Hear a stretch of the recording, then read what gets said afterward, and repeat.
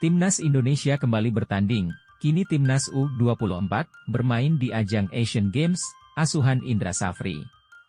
Di babak pertama, Egy Maulana dan kawan-kawan tertahan dengan skor imbang. Kedua gol Timnas hadir pada babak kedua yang dicetak oleh Ramai Rumakiak menit ke-58 dan Hugo Samir menit ke-92.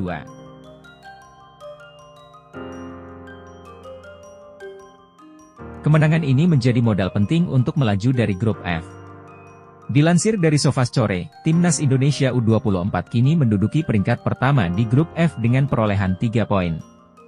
Kemudian diikuti dengan Korea Utara di posisi kedua dengan raihan sama yakni 3 poin. Timnas tampil tanpa pilar utama, karena ajang Asian Games berada di luar kalender FIFA. Meski demikian, pelatih Timnas Indonesia, Indra Safri tetap mengapresiasi permainan anak asuhnya. Para pemain sudah bekerja keras meski tampil dengan skuad seadanya.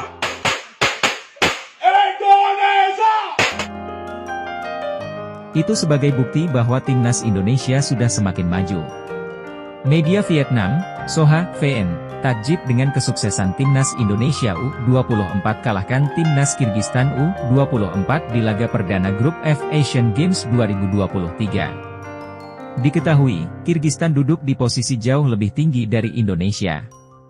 Kirgistan ada di urutan ke-97 saat ini.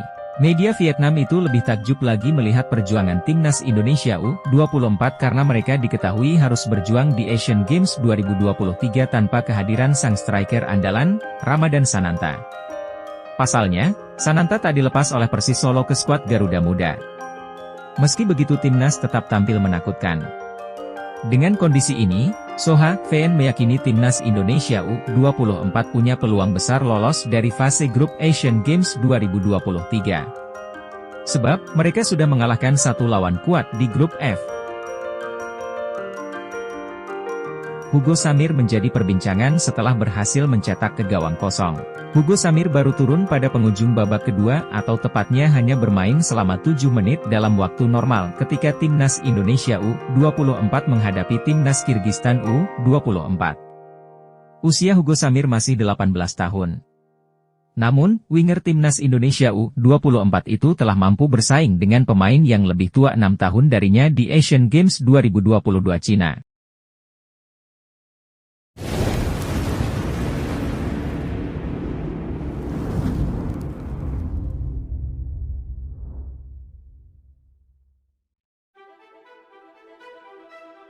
FIFA secara resmi menggelar undian Piala Dunia U17 yang akan digelar di Indonesia. Kalau jadi, FIFA menunjuk Indonesia menggantikan Peru yang tidak siap karena perihal fasilitas.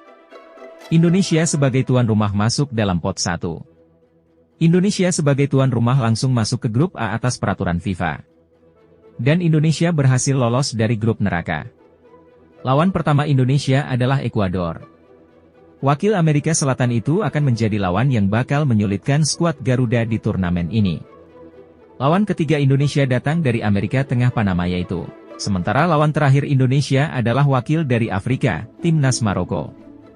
Justru grup neraka Janaham tercipta di grup D karena Jepang tergabung dengan Argentina, Senegal dan Polandia. Grup C juga menampilkan duel sengit karena ada Brasil dan Inggris. Ketua Umum PSSI Erick Thohir mengatakan hasil undian babak penyisihan grup untuk Timnas Indonesia sudah sesuai harapan. Ia optimistis skuad Garuda bisa lolos dari fase grup. Masih sesuai harapan. Tetapi, tetap kita tidak boleh lengah, karena tim yang lolos ke Piala Dunia adalah tim terbaik, ujar dia.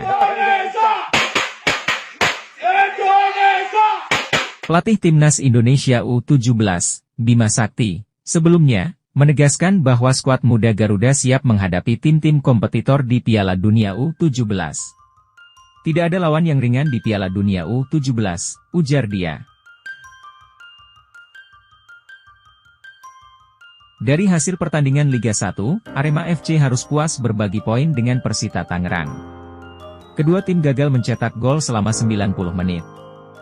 Arema yang sebagai tuan rumah, di Stadion Iwayan Dipta, Bali, terpaksa harus ditahan imbang oleh tim tamu Persita Tangerang dengan skor 0-0.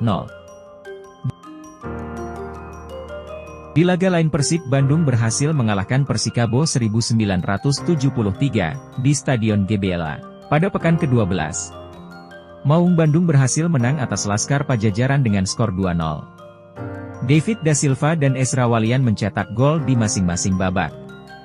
Persib kini merangkak naik ke posisi 9, sedang Persikabo di posisi sulit atau 17. Persis Solo mencuri 3 poin di kandang sendiri.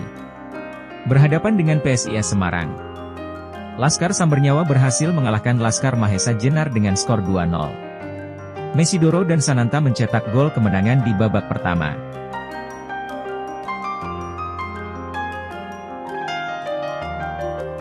Derby Suramadu, antara Madura United versus Persebaya, dimenangkan oleh Madura United, dengan skor 3-0. Jaja, Lulinha dan Junior Brandao mencetak gol kemenangan atas Bajul Ijo. Kekalahan atas Madura membuat tren positif Bajul Ijo terhenti di markas Laskar Sapi Kerap. Bagi Madura membuat mereka di puncak klasemen dengan 26 poin.